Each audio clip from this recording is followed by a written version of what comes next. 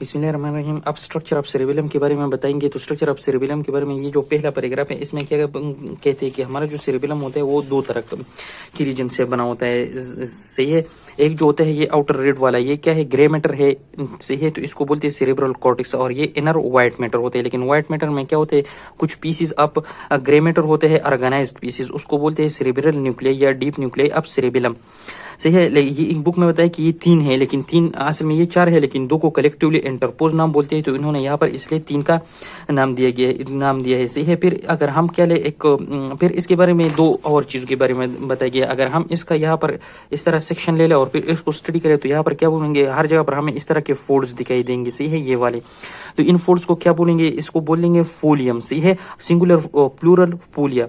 फिर इस जो वर्मल एरिया है ना, ये वाला मिडल वाला एरिया था, इसमें अगर हम अंदर जाए तो यहाँ पर व्हाइट मैटर इस तरफ जाता है ना, कि वो किस तरह एक ट्री शेप बनाते हैं, इस तरह का एक शेप बन जाता है। सही है। तो ये एक मतलब ये एक ट्री का नाम है जिसको बोलते हैं वाइन। तो उस तरह का शेप बनाता है। तो इसलिए इसको नाम दिया गया है अर्बिटा अर्बोरवेटाइस है। ये इसी वजह से दिया गया है। फिर अगर हम क्या करें कि ये जो क्रॉस सेक्शन है ना, यहाँ पर इसका इस तरह एक पीस ले ले जिस पर इस तरह का, तो क्या होता है कि इसको हम स्टडी करें तो यहाँ पर इस जो कॉर्टेक्स है इसमें हमें फर्दर तीन लेयर्स दिखाई देंगे। सही है। उन तीन लेयर्स को क्या बोलते हैं, जो सबसे इनवर्ड होता है उसको ग्रेनुलर बोलते हैं। फिर जो मिडल होते हैं उसको परकिंजी सेल लेयर्स बोलते हैं। और सबसे आउटर जो होते हैं उसको मॉलिक्यूलर लेयर बोलते हैं। तो अब एक एक लेयर का स्टडी किया है। तो सबसे पहले इन्होंने कौन सी लेयर का स्टडी किया, मॉलिक्यूलर लेयर का, और फिर परकिंजी का, और फिर ग्रेनुलर का। लेकिन हम रिवर्स पढ़ेंगे फ्रॉम इनर टू आउटवर्ड, ताकि हमें आसानी हो स्टडी करने में।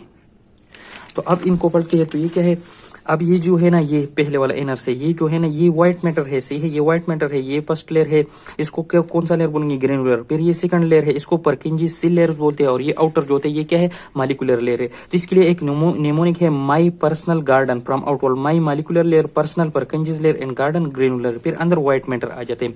तो इसकी एक्सप्लेनेशन में पहले ये लिखते हैं कि इसकी जो ग्रेनुलर है, इसकी सिल क्या होते हैं, ग्रेनुलर शेप दिखाई देंगे हमें, इसी वजह से इसको ग्रेनुलर लेयर बोलते हैं। और इसकी जो न्यूक्लिया होती है वो डीपली स्टेन करेंगे। अगर हम इसको हिस्टोलॉजिकली कोई स्टेन दे दे तो वो बहुत डीपली अपटेंड करेगा। सही है। और इसका साइटोप्लाज्म भी स्केंटी होते हैं। फिर इसका जो सेल्स होता है, लेट्स सी इसका सेल्स है, इस वो क्या करता है, उसकी बहुत सारे डेंड्राइट्स होते हैं, फ्रॉम 5 to 6 डेंड्राइट्स वो बना देते हैं। सही है, सारे 4 to 5 डेंड्राइट्स बनाते हैं। तो अब इसके स्ट्रक्चर का हम स्टडी करें तो इसको नीचे क्या ये वाले फाइबर्स आते हैं, इन फाइबर्स को बोलते हैं मोसी फाइबर्स। और एक और फाइबर आते हैं यहाँ पर, उसको बोलते हैं क्लाइंबिंग फाइबर्स। अब ये जो दोनों है ये सेरेबेलम को इनपुट है, ये दोनों फाइबर बाहर से आते हैं। जो क्लाइंबिंग फाइबर्स होते हैं इसको क्लाइंबिंग इसलिए फाइबर्स इसलिए बोलते हैं क्योंकि ये एक प्लांट होता है जो ट्रीज पर इस तरह क्लाइंब कर देता है, तो इसी तरह का दिखाई देता है। सही है। तो इसलिए इसको क्लाइंबिंग फाइबर्स बोलते हैं। और इसको जो इसके अलावा जितनी भी है उसको क्या बोलेंगे, मोसी फाइबर्स। तो ये दोनों इनपुट है।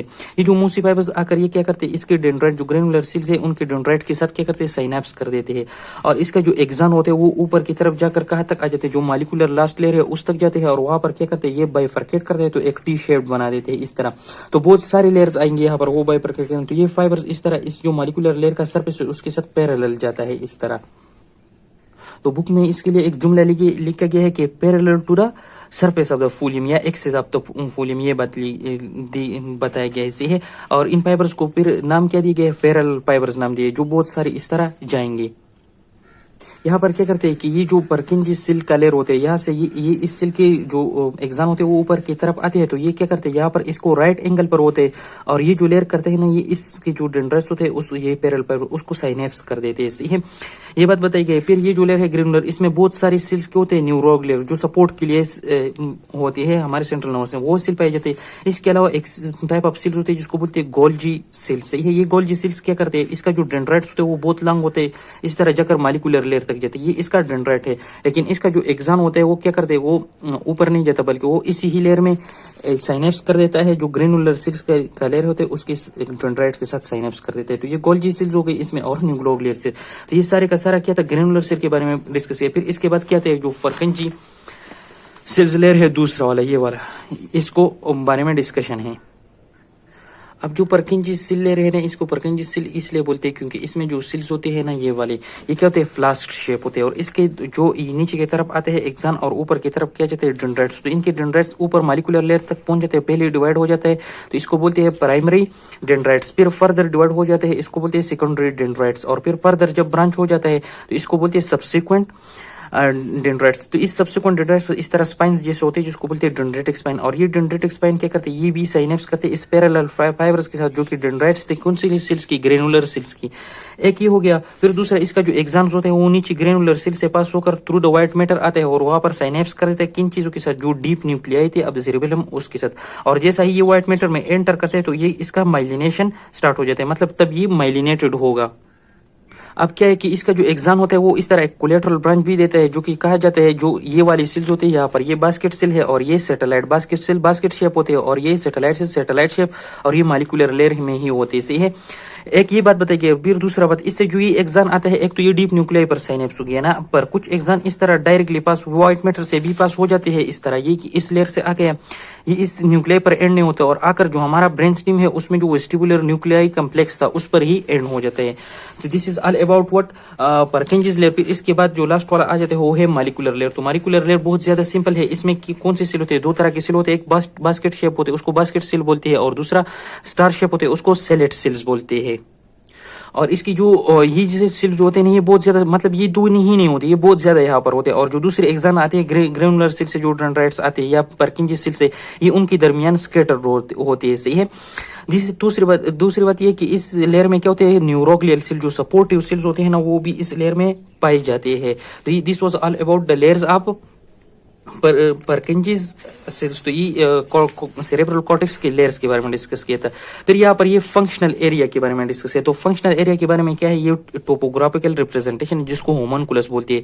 मतलब ये हमारे किन किन एरियाज को इन्फॉर्मेशन एफरेंट इन्फॉर्मेशन आएंगे और एफरेंट इन्फॉर्मेशन देते हैं तो उसको एक मैप की थ्रू एक्सप्लेन किया जाता है। तो ये मैं बुक में बहुत अच्छी तरह डायग्राम में है तो ये मैं एक्सप्लेन करता हूँ। तो सबसे पहले बात ये कि यहाँ पर दो होमनकुलस है, एक ये सुपीरियर है एक ये इन्फीरियर वाला है, ये दोनों एक ही में आती है। सही है। तो सबसे पहले जो मिडल रीजन होता है उसका हमने क्या बोला था, वर्मल एरिया। और उससे एक लेटरल रीजन था, ये इस तरह एक स्विलिंग होता है, इसको पेरावर्मल एरिया बोलते हैं। तो जो वर्मल एरिया होता है ये हमारे जो एक्सियल लॉन्ग एक्सिस है उसके साथ इन्वॉल्व होते हैं। जिस तरह यहाँ पर इसके क्या होते हैं, हमारा हेड एंड निक होता है, फिर शोल्डर जॉइंट आते हैं इसमें और थोरेसिक रीजन आते हैं, फिर नीचे हिप जॉइंट आते हैं और उसके साथ जो हमारा एब्डोमेन वगैरह है वो। तो यहाँ से क्या आएंगे, यहाँ से कौन से जो इन्फॉर्मेशन आती है एफरेंट या जाते हैं एफरेंट या जाती है एफरेंट, वो इन रीजन से जाती है। सही है। और यहाँ पर इस होमनकुलस में भी वही बात है, शोल्डर जॉइंट हेड नेक और हिप जॉइंट और एब्डोमेन थोरेसिक वो भी इस मतलब मीडियल पार्ट में होते हैं। लेकिन जो लेटरल पार्ट में उसमें क्या होते हैं, हमारा जो डिस्टल लिम्स होते हैं ना वही पाए जाते हैं। और ये डिस्टल लिम्स क्या होते हैं, ये ज्यादातर मूवमेंट हो तो डिस्टल पार्ट इन्वॉल्व होते हैं ना, तो ये उनके साथ कंसर्न करते हैं। तो ये इसको क्या है, इमेजिनरी मैप पर रिप्रेजेंट किया है, इनको क्या बोलते हैं, होमनकुलस। फिर इससे जो ये लेटरल वाला बहुत लेटरल वाला पार्ट होते हैं हेमिस्फीयर का, ये क्या करते हैं, ये हमारे जो मूवमेंट्स में एरर्स आती है, हम जो सीक्वेंस करते हैं प्लानिंग्स ऑफ द मूवमेंट्स करते हैं उनके बारे में बताया। कुछ बाज़ औक़ात इस तरह होते हैं कि हम एक मूवमेंट स्टार्ट करते हैं लेकिन फिर हमें पता चल जाता है कि ये रॉन्ग मूवमेंट है तो हम इसको मॉडिफाई कर देते हैं। तो वो सारा का सारा ये क्या इन लेटरल एरियाज के साथ इन्वॉल्व होता है। सही है। तो यहाँ तक क्या था, होमनकुलस और layers of the cerebral cortex हो गया। इसके बाद क्या होना है, इंट्रा सेरेब्रल न्यूक्लियाई है। तो इंट्रा सेरेब्रल न्यूक्लियाई अगले लेक्चर में पढ़ेंगे। अल्लाह हाफिज।